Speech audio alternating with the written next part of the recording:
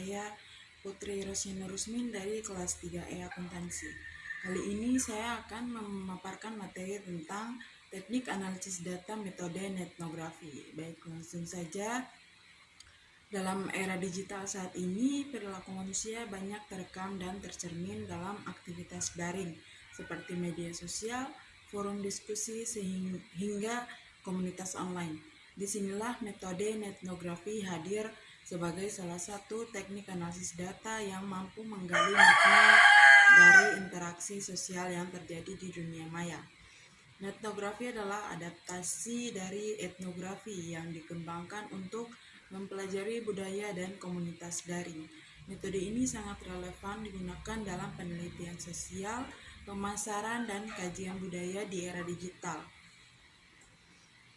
Pengertian etnografi. Etnografi merupakan gabungan dari kata internet dan etnografi. Metode ini diperkenalkan oleh Robert Kozinets pada akhir 1990-an. Etnografi digunakan untuk menganalisis perilaku konsumen, identitas komunitas digital, serta pola komunitas dalam dunia maya.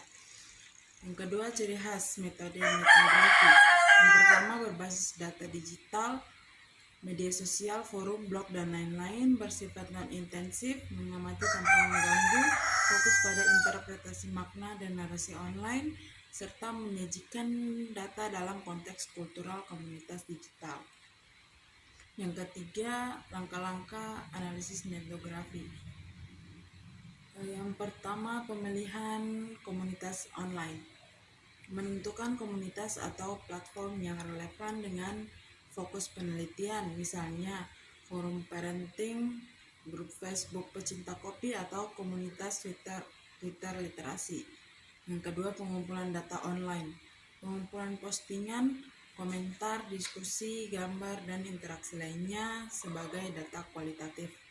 Yang ketiga, interpretasi dan kodifikasi data. Menganalisis data dengan cara mengkategorikan informasi, menemukan pola-pola, tema, serta makna sosial budaya yang terkandung. Yang keempat, validasi dan etika penelitian. Menjaga kerahasiaan data, menyamarkan identitas pengguna, dan mengikuti prinsip etika dalam observasi dunia maya. Yang kelima, penyusunan laporan penelitian. Menyusun temuan ke dalam laporan yang menggambarkan dinamika komunitas dan insight sosial budaya yang ditemukan. Selanjutnya, kelebihan dan kelemahan etnografi. Kelebihannya, akses mudah ke komunitas tanpa batas geografis, hemat biaya dan waktu, mendapatkan data yang kaya dan otentik. Kelemahannya, kesulitan dalam verifikasi identitas narasumber, risiko bias interpretasi, tergantung pada keberlangsungan komunitas digital. Selanjutnya, teknik analisis data dalam etnografi. Dalam praktiknya, analisis data dalam etnografi tidak berbeda jauh dengan pendekatan etnografi tradisional, namun beradaptasi dengan konteks digital. Berikut beberapa teknik analisis yang umum digunakan. Yang pertama, tematik analisis atau analisis tematik. Peneliti mengidentifikasi tema-tema utama yang muncul dari interaksi online. Data disusun dalam bentuk kategori berdasarkan makna, kata kunci, atau pola narasi. Yang kedua, discourse analisis atau analisis wacana. Digunakan untuk memahami bagaimana bahasa digunakan dalam membentuk identitas kekuasaan dan norma sosial dalam komunitas online. Yang ketiga, konten analisis atau analisis isi. Menilai frekuensi kata, emoji, gambar, atau hashtag yang sering digunakan untuk mengidentifikasi tren atau topik populer. Yang keempat, naratif analisis atau analisis naratif. Fokus pada bagaimana cerita atau pengalaman dibagikan dalam komunitas online, khususnya pada forum, diskusi, atau blog pribadi. Selanjutnya, jenis data dalam etnografi. Data dalam etnografi bersifat tekstual, visual, dan simbolik, antara lain postingan pengguna atau status tweet, caption. komentar dan balasan, gambar dan meme, video pendek atau TikTok, dan Reels, hashtag dan tagar komunitas, reaksi atau like, share, retweet, dan lain-lain. Berikutnya contoh penerapan etnografi. Penelitian pemasaran menganalisis ulasan pelanggan di e-commerce atau review produk di YouTube untuk memahami persepsi merek. Kajian budaya mengkaji interaksi dalam komunitas fandom atau grup digital berbasis hobi untuk memahami konstruksi identitas kolektif. Isu sosial mengamati percakapan seputar isu tertentu seperti perubahan iklim, politik, atau feminisme di Twitter untuk memetakan opini publik. Berikutnya, etika penelitian etnografi. Etika merupakan aspek penting dalam etnografi karena objek yang diteliti adalah aktivitas manusia di dunia maya. Beberapa prinsip etika yang perlu diperhatikan antara lain yaitu yang pertama, informed consent atau persetujuan informasi. Meskipun data bersumber dari platform publik, peneliti tetap dianjurkan untuk mendapatkan izin atau menjelaskan tujuan penelitian kepada anggota komunitas jika diperlukan. Yang kedua, anonimitas dan kerahasiaan. Identitas pengguna harus disamarkan dalam publikasi hasil penelitian. Penggunaan nama samaran atau pengkodean diperlukan untuk menjaga privasi. Yang ketiga, sensitivitas konteks sosial. Peneliti harus peka terhadap nilai, norma, dan etika yang dianut oleh komunitas daring tersebut. Jangan mengganggu atau memanipulasi interaksi yang terjadi. Yang keempat, transparansi peneliti. Sebaiknya peneliti bersikap terbuka mengenai peran dan tujuan kehadirannya dalam komunitas digital, terutama jika melibatkan interaksi langsung.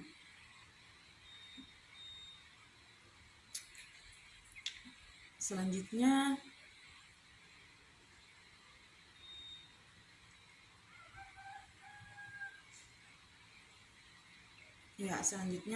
tahapan praktis penelitian etnografi atau versi lengkapnya. Untuk mempermudah pelaksanaan penelitian etnografi, berikut ini adalah tahapan praktis yang bisa dijadikan panduan langkah demi langkah. Yang pertama, penentuan fokus penelitian, yaitu tentukan topik atau fenomena yang ingin dikaji, rumuskan masalah dan pertanyaan penelitian yang relevan dengan aktivitas daring. Yang kedua, pemilihan komunitas atau platform digital. Pilih komunitas yang aktif, relevan, dan kaya akan interaksi. Pastikan komunitas dapat diakses secara legal dan etis. Dan yang ketiga, orientasi dan eksplorasi awal.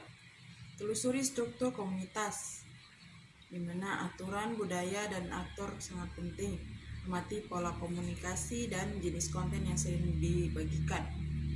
Yang keempat, pengumpulan data. Simpan kutipan, tangkapan layar, tautan, dan metadata atau tanggal, waktu, jumlah like atau share. Gunakan tools seperti Notion, Excel, atau software kualitatif N5O, Atlas.ti untuk mengorganisir data. Yang kelima, menganalisis data. Lakukan coding terbuka, open coding untuk mengidentifikasi tema awal. Lanjutkan dengan axial coding dan selective coding untuk memperdalam makna. Kaji konteks sosial, nilai-nilai, dan pola makna dalam interaksi digital. Yang keenam, refleksi dan validasi. Tinjau ulang posisi peneliti, pengaruh personal, serta bias selama proses. Jika mungkin, validasikan temuan dengan pengguna komunitas atau member checking. Yang ketujuh, penulisan dan penyajian hasil.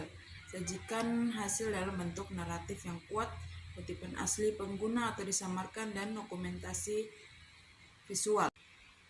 Selanjutnya, tools pendukung etnografi. Untuk mempermudah proses analisis data, peneliti dapat memanfaatkan berbagai alat sebagai berikut.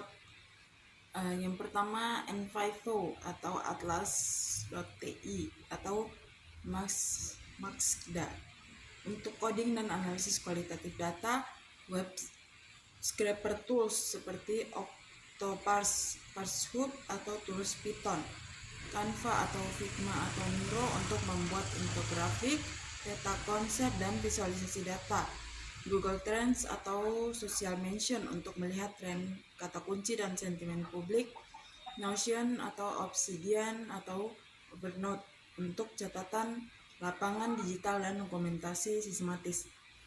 Selanjutnya, inovasi dan arah baru penelitian etnografi. Mobile etnografi fokus pada aktivitas komunitas yang berinteraksi via aplikasi mobile seperti WhatsApp, Telegram, TikTok. Visual etnografi menganalisis ekspresi budaya visual seperti meme, desain grafis, dan bahasa emoji. AI atau Assistant Ethnography menggunakan kecerdasan buatan AI untuk membantu menyortir data, menganalisis sentimen, atau menemukan pola. Hybrid ethnography menggabungkan etnografi dengan wawancara daring atau metode etnografi tradisional atau observasi fisik FGD untuk pemahaman lebih menyeluruh. Selanjutnya, contoh penerapan etnografi di berbagai bidang. Yang pertama, pemasaran digital. Topik persepsi konsumen terhadap brand lokal di platform Instagram dan Twitter. Hasil menemukan bahwa konsumen lebih tertarik dengan konten otentik dan cerita brand daripada iklan berbayar. Yang kedua, pendidikan. Topiknya respon siswa terhadap pembelajaran daring selama pandemi. Platform grup Facebook siswa dan forum belajar online. Hasilnya menunjukkan bahwa motivasi siswa sangat dipengaruhi oleh pendekatan guru di forum digital. Yang ketiga, kajian budaya populer. Topiknya perilaku fans K-pop di komunitas daring, platform Twitter, YouTube, dan Reddit. Hasilnya menunjukkan adanya struktur sosial tidak formal, sistem dukungan emosional, dan loyalitas kelompok yang kuat. Yang keempat, isu sosial. Topiknya narasi yang berkembang dalam kampanye kesadaran kesehatan mental, platform TikTok dan Twitter. Hasilnya ditemukan bahwa tagar kampanye menciptakan ruang aman dan solidaritas antar pengguna. Selanjutnya, format pelaporan etnografi.